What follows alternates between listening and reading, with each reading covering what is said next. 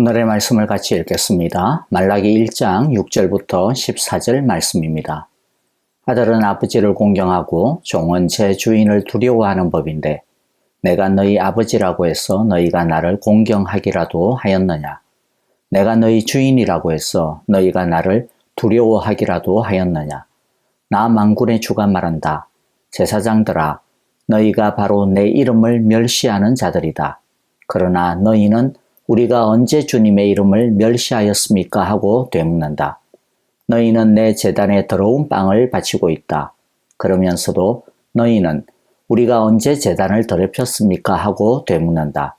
너희는 나 주에게 아무렇게나 상을 차려주어도 된다고 생각한다.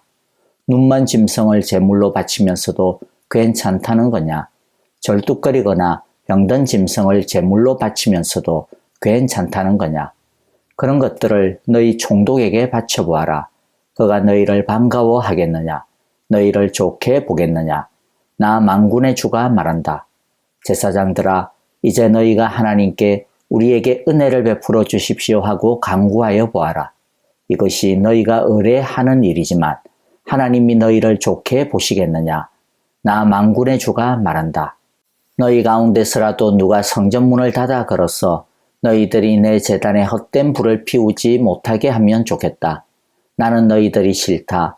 나 만군의 주가 말한다. 너희가 바치는 제물도 이제 나는 받지 않겠다. 해가 뜨는 곳으로부터 해가 지는 곳까지 내 이름이 이방 민족들 가운데서 높임을 받을 것이다. 곳곳마다 사람들이 내 이름으로 분향하며 깨끗한 제물을 바칠 것이다. 내 이름이 이방 민족들 가운데서 높임을 받을 것이기 때문이다. 나 만군의 주가 말한다.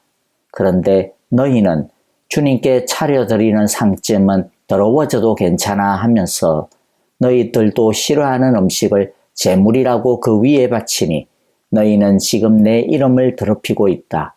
너희는 또 이 얼마나 실정나는 일인가 하고 말하며 제물을 멸시한다. 나 만군의 주가 말한다.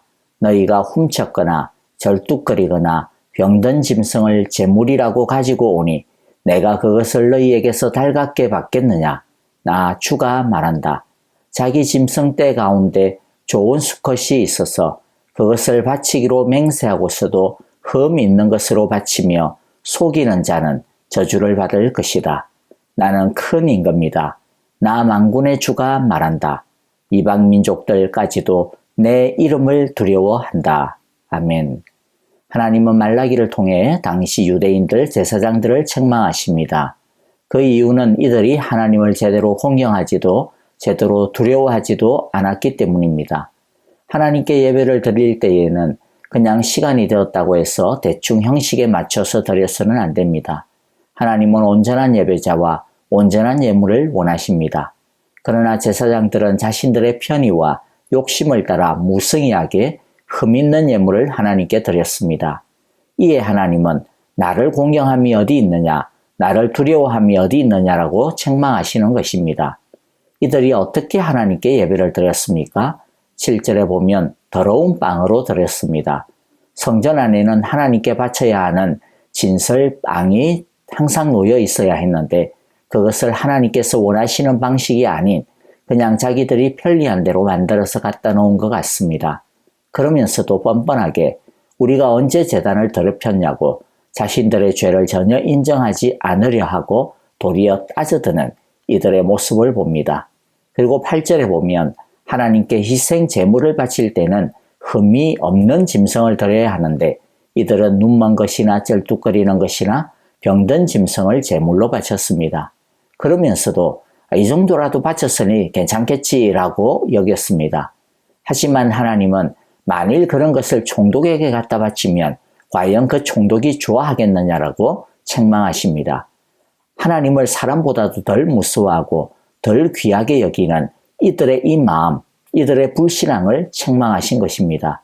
이러면서도 뻔뻔스럽게 하나님께 기도를 들어달라, 은혜를 베풀어 달라, 사랑을 베풀어 달라고 하는데 과연 이게 상식에 맞는 이치냐고 질책하시는 것이죠. 그러면서 하나님은 이런 예배를 받지 않으시겠다라고 단호히 거부하십니다. 내 제단에 헛된 불을 피우지 못하게 하라고 거부하십니다. 이들이 아무리 기도하고 예배하더라도 그런 예배는 헛된 것임을 분명하게 선언하신 것입니다. 이스라엘은 하나님 앞에 제사를 드리며 그분과 교제할 수 있는 은혜를, 축복을, 특권을 누리는 자들입니다. 하지만 예배를 인도하는 제사장들조차도 이를 번거롭게 여기고 귀찮은 일로 여겼습니다. 그들은 코웃음 치면서 훔친 것, 저는 것, 병든 것으로 제사하며 하나님의 이름을 더럽혔습니다. 이렇듯 살아계신 하나님 임재를 망각하고 흠있는 제물을 드리는 자들을 하나님께서는 축복하지 않습니다. 하나님은 그분을 존중하는 자를 존중히 여기고 그분을 멸시하는 자를 경멸하십니다. 그래서 하나님은 하나님을 예배하는 이 특권을 이스라엘에게서 빼앗아 이방 민족들에게 넘길 것임을 경고하고 계십니다. 11절이죠. 해가 뜨는 곳으로부터 해가 지는 곳까지 내 이름이 이방 민족들 가운데서 높임을 받을 것이다. 곳곳마다 사람들이 내 이름으로 분향하며 깨끗한 제물을 바칠 것이다. 내 이름이 이방 민족들 가운데서 높임을 받을 것이기 때문이다. 남왕군의 주가 말한다. 이스라엘은 하나님이 자기들만의 하나님인 줄 착각했지만 하나님은 이스라엘을 넘어 온 열방이 섬길 만왕의 왕이십니다. 이스라엘은 하나님이 자기들만 사랑하고 다른 민족은 버렸다라고 생각했지만 하나님은 이스라엘을 택하신 것만이 아니라 이스라엘을 사랑하신 것만이 아니라 이스라엘을 통해서 다른 민족을 구원하고 하나님의 영광을 나타내시기 원하십니다. 이제 오늘의 말씀을 통해 하나님께서 우리에게 주시는 교훈에 대해 함께 은혜를 받았으면 하는데요. 첫째, 하나님을 예배할 때는 사랑과 기쁨으로 드려야 합니다. 하나님께서 제사장들의 죄를 가장 먼저 질책하시는 것은 예배를 드리는 그들이 하나님을 사랑하는 마음으로 드리는 것도 아니고 존경과 경외함으로 드리는 것도 아닌 껍데기의 마음으로 드리고 있다라는 것이었습니다. 예배를 드리기는 드렸죠. 하지만 의무감으로 드렸고 때가 되었으니까 드렸고 이때까지 해왔으니까 드렸을 뿐입니다. 그러나 하나님께서 원하시는 예배는 하나님을 진심으로 사랑하고 기뻐하는 자원하는 마음입니다. 우리가 하나님을 찾고 예배하는 것은 너무나 아름답고 귀한 일입니다. 그런데 그 귀한 예배가 되려면 예배 드리는 우리의 마음이 먼저 하나님을 진심으로 사랑하는 마음에서 우러러 나와야 합니다. 하나님은 우리의 사랑을 정말로 원하고 기뻐하고 계십니다. 둘째, 하나님을 예배할 때 정성을 다해 온 힘을 다해 예배해야 합니다. 13절에 보니까 이들은 실증을 내면서 예배를 드리고 제물을 바칠 때도 마지못해 드렸습니다.